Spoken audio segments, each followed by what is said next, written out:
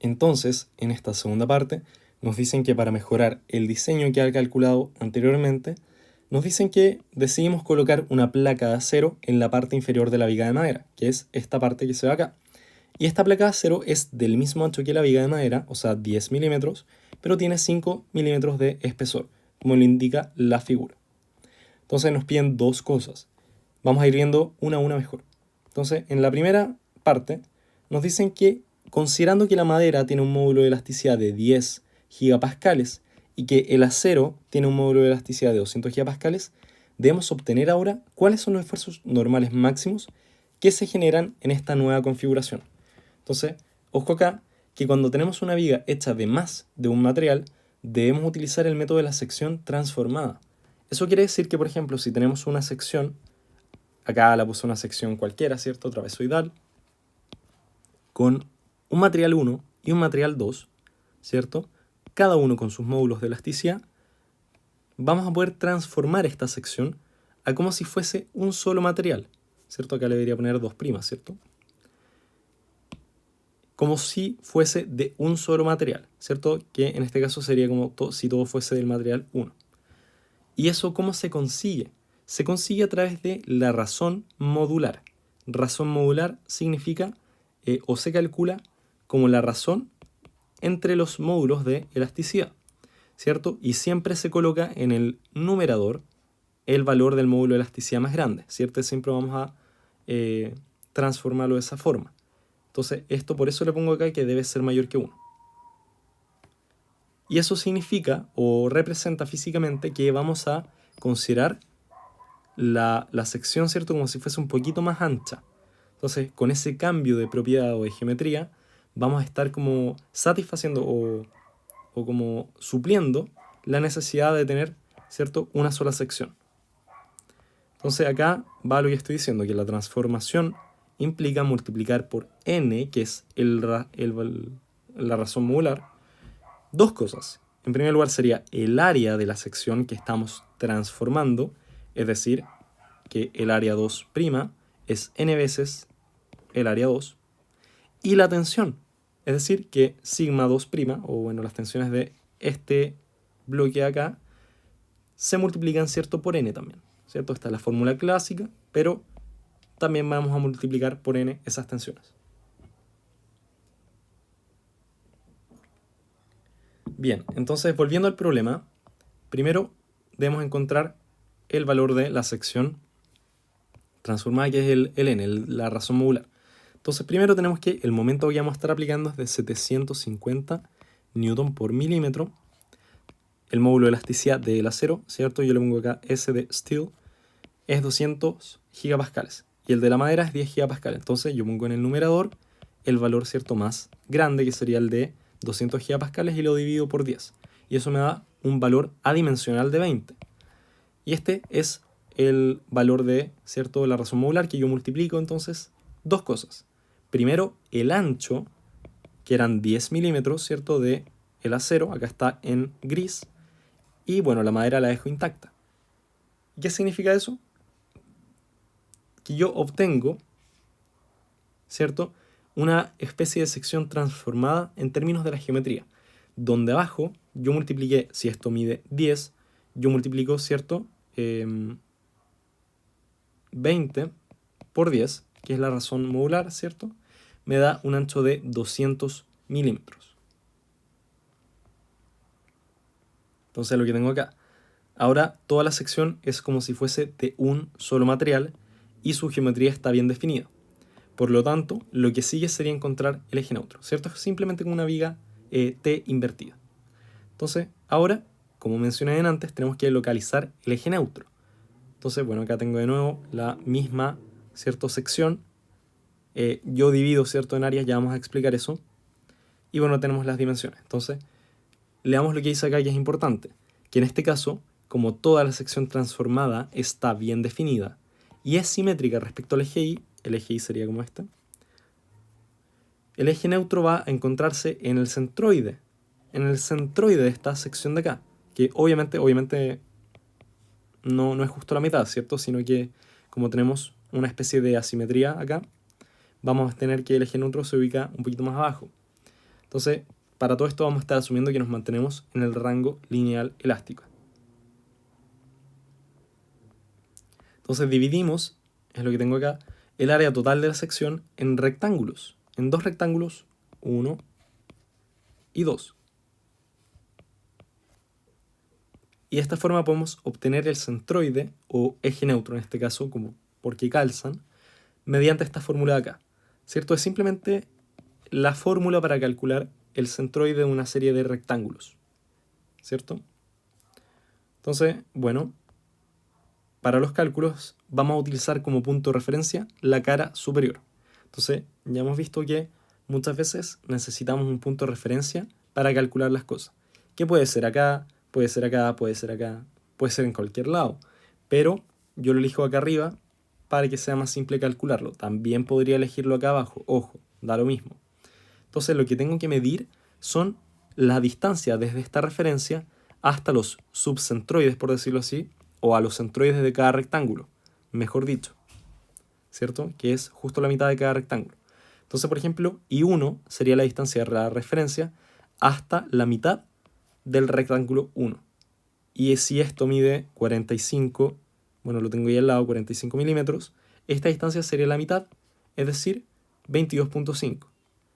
Y esta distancia de acá, I2, sería la distancia de la referencia hacia el punto del centroide de ese rectángulo. Entonces, obviamente, si todo esto mide, por ejemplo, 50, ¿cierto? Yo sumo todo esto, 50, y le resto la mitad, que es 2.5, yo obtengo 47.5. Y ahí está, digamos, el cálculo. Luego puedo calcular, ¿cierto? El área, bueno, voy a poner todo, el área de cada rectángulo, que es 45, voy a mostrar obviamente la geometría, 45, que sería esta distancia de acá, por 10, que sería esa distancia ahí, o sea, 450 milímetros es esta área. Y para el área 2, simplemente yo calculo 200 por 5, y eso me da 1000 milímetros al cuadrado. Finalmente entonces calculamos el centroide de la sección, o eje neutro en este caso, como la sumatoria en la parte de arriba de A1 por I1 más A2 por I2. Y abajo yo tengo A1 más A2, ¿cierto? Que es la suma entre las áreas. Entonces yo acá tengo, obviamente, que reemplazar el área 1, que eran 450 milímetros, y el área 2, que son 1000 milímetros. Y las distancias I1 e I2 ya las calculamos acá arriba, ¿cierto? Que son 22.5 milímetros para la distancia hacia el centroide del área 1 y 47.5 para la distancia de la referencia al centroide del área 2. Y abajo tenemos la suma de las áreas, 1000 milímetros más 450 milímetros, es decir, al final me da una posición del eje neutro de 39.74 milímetros, medido desde la cara de arriba. Voy a ponerla acá. Desde arriba. Y voy a ponerlo en morado para que sea de la referencia. Ahí está. Entonces el eje neutro, como estoy diciendo, se ubica a una distancia de 39.74 desde arriba, desde la referencia. Ahí lo tengo en gris. Y bueno, la distancia que me sobra es 50, ¿cierto? 50, porque todo esto medía 50, menos 39.74, o sea, 10.26. Y ahí tengo las distancias. Entonces las distancias que me faltarían conocer, que es lo que tengo acá abajo, sería el de 1 y el de 2. ¿Por qué? Porque estas distancias desde el eje neutro hacia los centroides de cada una de las áreas, ¿cierto? Área 1, área 2, vamos a necesitarlas para la inercia. Porque recordemos que la inercia se calcula para una sección entera y se hace a partir del eje neutro. Y el eje neutro no está en el centroide, digamos, de esta de acá, ni de esta de acá, sino que está en el centroide general, por decirlo acá, por decirlo así, que sería acá. Entonces, si lo hacemos por separado, I1 más I2, ¿cierto? Vamos a ocupar Steiner, primero calculando cada uno por separado según su centroide y sumándole la distancia al cuadrado multiplicado por el área hacia, digamos, el eje neutro. Entonces lo que tengo acá, lo mismo que acabo de explicar, fijémonos que el teorema de Steiner para una viga, para una sección rectangular con ancho h y altura, ancho b y altura h se calcula como b por h al cubo partido en 12, que sería la inercia con respecto al centroide de cada sección, y a esto le sumamos el área por la distancia, ¿cierto?, desde el eje neutro hacia el centroide de cada subsección. Entonces, por ejemplo, tenemos que el D1 lo podemos calcular simplemente como, si toda esta distancia desde arriba hasta el eje neutro mide 39.74, yo le puedo restar la mitad de esta área, ¿cierto?, 1. Y obtendría esta distancia acá, que es justamente D1. Y D2, yo obtengo que es toda esta distancia de acá menos la mitad, ¿cierto?, de 5 milímetros. 10.26 menos 2.5 me da en total que toda esta distancia de 2 es 7.76 milímetros. Entonces, bueno, con esa información, yo voy a dejarlo ahí, espero que se vea, podemos calcular, ¿cierto?, cuál es la inercia total simplemente como la suma de I1 más I2. Entonces, la inercia de 1 va a ser simplemente 10 milímetros por los 45 milímetros al cubo, ¿cierto? Es 10 el ancho B por H, ¿cierto? H al cubo tiene que ser por el cálculo de la inercia, todo esto partido en 12. Y esto le sumamos el área multiplicado por la distancia al cuadrado. El área ya sabemos cuánto mide, es 450 milímetros para el área 1 al cuadrado. Pero el D2, el D al cuadrado, es la distancia desde el eje neutro hacia el centroide. Y eso lo calculamos simplemente como 17.24 milímetros al cuadrado, ¿cierto? Ya lo habíamos determinado. Entonces en total me da esa inercia de 209.658 milímetros cuadrados. Y haciendo exactamente lo mismo para la área 2, ¿cierto?, que sería esta de acá, donde ya sabemos que el D2 es de 7.76, obtenemos una inercia de 62.300.9 milímetros cuadrados. Entonces la inercia total corresponde a sumar estas dos inercias y me entrega un valor total de 271.986 milímetros al cuadrado. Y listo, ya tenemos todo para calcular las tensiones, que es el siguiente paso. Entonces, lo que viene es calcular las tensiones. Entonces, calculando las tensiones, debemos hacerlo de forma discontinua. La sección 1 era de madera y se mantiene igual, y hay que calcular las tensiones en los puntos A y punto B, ¿cierto? Todo esto era de madera.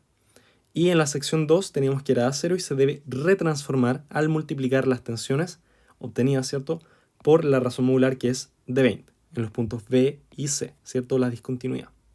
Entonces, ¿cómo hacemos esto?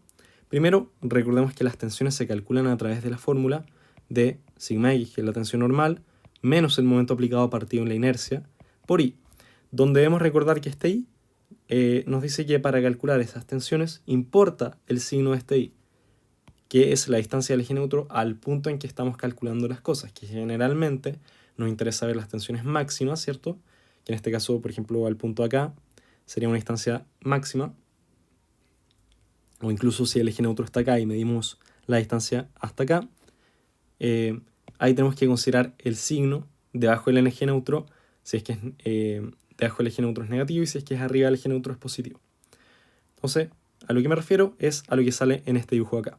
Por ejemplo, yo tengo el eje neutro, ¿cierto?, a una distancia de 39.74 milímetros desde la parte de arriba y 10.26 milímetros desde la parte de abajo. Y cuando yo meta estas distancias a la fórmula de tensiones, ¿cierto?, yo tengo que considerar que para arriba es positivo y para abajo, ¿cierto?, es negativo. ¿Ya? Ahí esa consideración es súper importante porque si no, no nos van a dar las cosas. Entonces, considerando que la inercia que habíamos calculado, ¿cierto?, ¿cuánto era? La inercia calculada era de 271.908,6 milímetros a la cuarta, y el momento que vamos a estar aplicando, ¿cierto?, es de 750 Newton por milímetro. Eso ya lo vimos en la parte anterior de el ejercicio. Entonces, para la madera podemos calcular, ¿cierto? Voy a poner la fórmula de tensión acá. Pues me dicen max. No sé dónde salen esas cosas. Voy a ponerlo acá.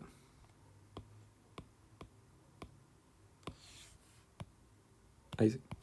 Entonces, para la madera, fijémonos que hay que calcular tensiones en A y en B, ¿cierto? El punto A y el punto B. Entonces, para el punto A, nosotros tenemos que es menos el momento aplicado, que son 750 newton por milímetro, todo esto dividido en la inercia, que ya vimos cuánto vale, y esto multiplico por la distancia, ¿cierto?, desde el eje neutro hacia la fibra más externa o hasta el punto A. Y yo tengo que esa es una distancia positiva, ¿cierto? Es más 39.74 porque estoy midiendo arriba del eje neutro. Y esto me da, fíjense, un valor negativo. Y eso significa que esto es de compresión. Compresión, ¿cierto? Y eso tiene sentido porque arriba se van a producir las tensiones de compresión y abajo las tensiones de tracción por el modo en que se flecta esta viga, que arriba es de compresión, y abajo van a producirse tensiones de tracción. Ojo, esto no siempre es así. Si la viga estuviese empotrada, por ejemplo, y se flecta de esta forma, arriba hay tracción y abajo hay compresión, ¿cierto? Se invierte. Compresión. Bien, entonces lo que sigue es calcular la tensión en B, en el punto B, ¿cierto? Para la madera, ¿cierto? Entonces medimos una distancia negativa de 5.26 milímetros. Yo lo meto en la fórmula y me da una tensión de 0.015 megapascales. Y como es positiva, esta es una tensión de tracción, que también calza, ¿cierto?, con el problema. Debajo del eje neutro se van a producir puras tensiones positivas porque son de tracción. Toda esta parte de acá está traccionada y toda esta parte de acá está comprimida. Entonces, para la madera vamos a hacer exactamente lo mismo. Calcular, bueno, en el punto B, así que se alcanza a ver, en el punto B a una distancia de menos 5.26 y en el punto C a una distancia de 10.26, ¿cierto?, con el signo negativo porque estamos debajo del eje neutro. Entonces ahí, cada uno con los signos, la parte de acá se mantiene igual, ¿cierto?, el momento partido en la inercia, porque es el mismo momento, es la misma inercia, no cambia. Y ahí todo esto tengo que multiplicarlo por el n, ¿cierto?, por n. Recordemos que acá yo tengo que multiplicar, ¿cierto?, n, voy a ponerlo un poquito más grueso, el n es igual a 20, ¿cierto? Y yo tengo que multiplicar en cada tensión por 20, porque las tensiones van a ser mayores en el acero. Yo no puedo considerar como si esto fuera madera, sino que yo, mediante el cálculo, ¿cierto?, de 20, o sea, mediante la multiplicación de 20, me dan las tensiones reales, y bueno, acá no debería ser madera, ¿cierto? Max, menos mal, para la acero, para el acero, ¿cierto? Para el acero. Ahí está. Entonces, finalmente, bueno, acá sé que no lo confundamos con compresión, ¿cierto? Me da para la tracción, o sea, perdón, para el punto B, me da que en el acero se mide una tensión de 0.29 megapascales y para el punto C es de 0.57 megapascales. Entonces acá voy a poner, porque típico, max, ¿qué es eso? Entonces acá yo le pongo punto C. No compresión.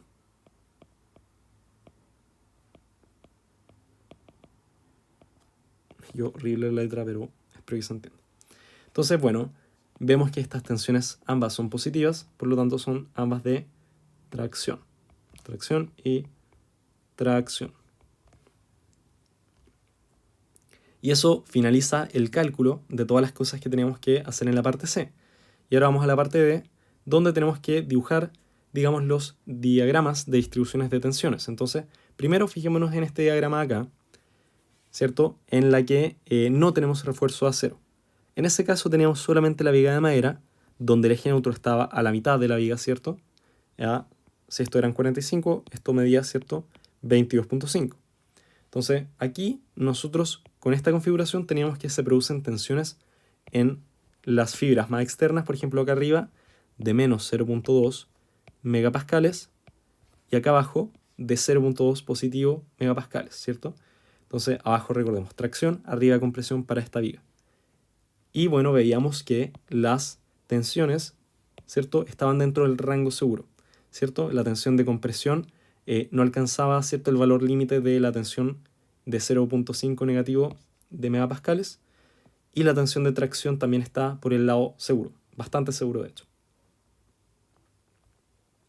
Entonces finalmente aquí está el diagrama de cómo se verían las tensiones si es que nosotros ponemos este refuerzo de acero. Fijémonos súper bien en que arriba tenemos en el punto A una tensión de compresión de menos 0.11 megapascales. Y abajo en el punto B tenemos una tensión de 0.015 megapascales. ¿Cierto? O sea, las tensiones se redujeron un montón, se redujeron mucho. Todo eso gracias a poner una placa de acero.